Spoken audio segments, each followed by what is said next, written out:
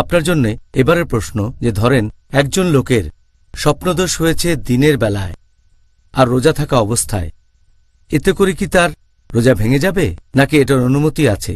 রোজা অবস্থায় দিনের বেলায় কারো স্বপ্নদোষ হলে নিয়মটা কি? যদি রোজা থাকা অবস্থায় কারো দিনের বেলায় স্বপ্নদোষ হয়, হয়তো ফজরের নামাজ পড়ে ঘুমিয়েছে, তারপরে স্বপ্নদোষ হলো, এটা হচ্ছে অনিচ্ছাকৃত। যদি কারো স্বপ্নদোষ হয় এবং বীর্যস্খলন হয়, যেটা অনিচ্ছাকৃত, এজন্য তাকে কোনো দোষ দেয়া যাবে না। তাহলে এই ক্ষেত্রে যেহেতু এটা অনিচ্ছাকৃত, অবশ্যই তার রোজা ভাঙবে না আর সে রোজা সম্পূর্ণ করবে। এ সময় তাকে যে পরামর্শটা দেয়া যায় সেটা হলো তাকে যত তাড়াতাড়ি সম্ভব গোসল করে নিতে হবে, যাতে করে সে পরে নামাজ পড়তে পারে। বাহ, খুব সুন্দর। আপনি একেবারে সহজ করে বললেন, আপনাকে ধন্যবাদ। পরের প্রশ্ন, এটা আগের প্রশ্নটার সাথে সম্পর্কিত। রোজা থাকার সময় সহবাসজনিত নাপাক অবস্থায় থাকার অনুমতি কি আছে?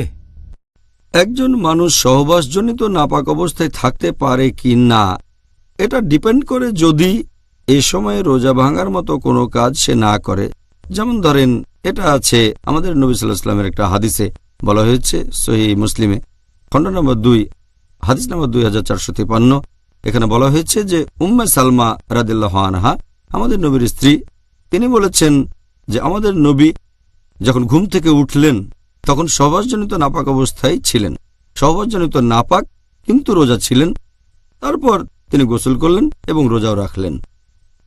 এছাড়া এই একই রকম কথা আছে সহিহ বুখারীতে খণ্ড নম্বর 3 বুক অব ফাস্টিং হাদিস নাম্বার 1925।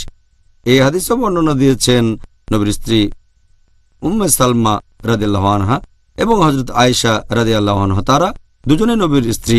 তারা বলেছেন যে নবী যখন সকালে ঘুম থেকে উঠতেন, যখন তিনি সহবাসের কারণে নাপাক থাকতেন, কারণ আগের রাতে তিনি স্ত্রীর সাথে সহবাস করেছেন, এটা স্বপ্নদোষের কারণে হয়নি, কিন্তু তিনি সকালে গোসল করে রোজা রাখতেন।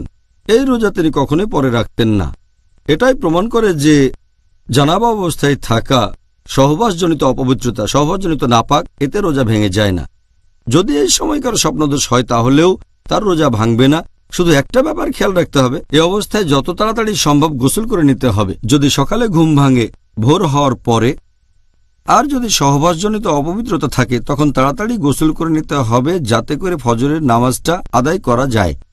অথবা ফজরের নামাজের পরে ঘুমালো, তারপর স্বপ্নদোষ হলো, তখন সে অপবিত্র হয়ে গেল।